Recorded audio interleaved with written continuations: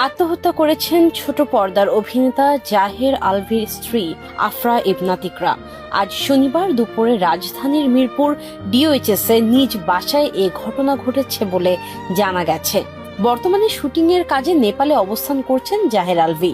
সেখান থেকেই সামাজিক যোগাযোগ মাধ্যমে এক পোস্টে নিজের স্ত্রীর মৃত্যুর খবর নিশ্চিত করেছেন তিনি।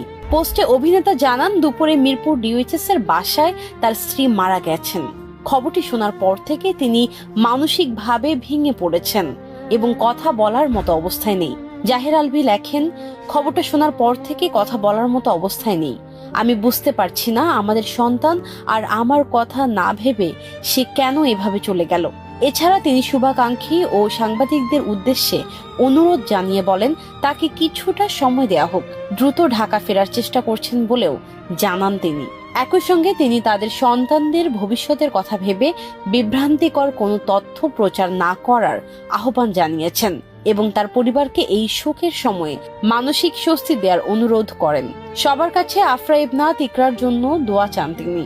উল্লেখ্য, ভালোবেসে 2010 সালে বিবাহ বন্ধনে আবদ্ধ হয়েছিলেন জাহের আলভি ও আফরা ইবনাত ইকরা।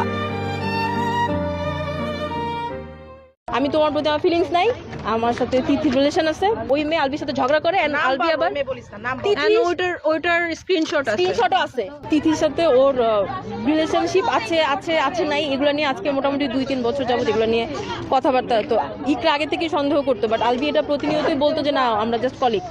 বাট রিসেন্টলি আলবি এটা স্বীকার করছে ইকরার কাছে যে আমি তোমার প্রতি আমার ফিলিংস নাই, আমার সাথে তিথির রিলেশন আছে এন্ড আমি তোমার সাথে আছি শুধুমাত্র রিজিকের জন্য। ওদের বাচ্চার নাম রিজিক। তিথির সাথে সবই ইকরা শুনছে এন্ড ইকরা এগুলা নিয়ে কথাবার্তা। ইকরা এগুলা আমাদেরকে ফোন দিচ্ছে, আমাদের একটা গ্রুপ আছে যেখানে আমরা প্রতিনিয়ত কথা বলি, কানেক্টেড থাকি। ইকরা কান্নাকাটি করছে, আমরা ওরা বুঝাইছি। ইকরা রিসেন্টলি হচ্ছে আলভি শুটিং এ নেপালে গেছে, তিথিও গেছে, তিথিকে নিয়ে গেছে। আমরা স্পেসিফিক জানি না আজকে সকালে কি হয়েছে। গতকালকে আগের দিন ইকরা ফোন দিয়ে বলতেছে যে আমি ভিডিও কল করছিলাম, রিজিকের শরীরটা খারাপ, রিজিক ওর পাপার সাথে কথা বলতে চায়, ও ফোনটা পিক করতেছে না। তখন হচ্ছে ইকরা অনেক কান্নাকাটি করতেছিল যে ওই মেয়ের সাথে আসছে। আমি জানি ও কোন রুমে আছে, ডিলাক্স রুম, সবই বার্থডে। তো ওই দিন আবার ওই মেয়ের বার্থডে ছিল, ওই মেয়ের বার্থডে সেলিব্রেট করার জন্য আলভি ওকে নেপালে নিয়ে গেছে এন্ড ইকরা এগুলো সব জানে। ইকরা তখন ওকে ভিডিও কল দিছে, আলভি ওকে স্ট্রেট বলছে যে তুমি আমাকে এখন ইচ্ছা করে, মানে রিজিক অসুস্থ এটা বলে তুমি আমাকে মিথ্যা কথা আমাকে ডিস্টার্ব করতে চাচ্ছ, এখন আমাকে তুমি ডিস্টার্ব করতে চাচ্ছ। এগুলো নিয়ে ইকরাকে ও উল্টা ইয়ে করছে। ইভেন ওই মেয়ে আলভির ওয়াইফের সাথে, হাজবেন্ড ওয়াইফের মধ্যে এগুলো নিয়ে ওই মেয়ে হচ্ছে পজিটিভ হয়ে ঝামেলা করে, তুমি তোমার বউয়ের সাথে কেন থাকো, এগুলো নিয়ে ওই মেয়ে আলভির সাথে ঝগড়া করে এন্ড আলভি আবার ওইটার স্ক্রিনশটও আছে। ইকরার ফোনে সবকিছু স্ক্রিনশট আছে। ও আমাদেরকে গ্রুপে অনেক সময় স্ক্রিনশট পাঠিয়েছে, দেখ ওরা এই করতেছে সবকিছু। দেখছেন এখন তো সব হচ্ছে। আমার সাথে শুনে চিল্লালেন আপনারা। ভাইয়া তখন আমরা তো জানি না যে আপনি ওর ভাই, আমরা বুঝি নাই। আমি কেন আসছি, এই যে এখন যে সময় টিভি আসছে, সবাই টিভি আসছে, এখন আপনারা কোথা থেকে কথা বলতেছে, আমার একটা সমস্যা নেই। আমি ওই সময় দোষী, সবাই আমার একটা শুরু করছে। অনেকেই তো ফোন দিয়েও ভিডিও করতে। আমরা 14 বছর ধরে আছি, এখনো যদি বিরক্ত হয়ে যাই, এই বিরক্ত নিয়ে মনে হয় আরো 14 বছর কাটায় দিতে পারবো।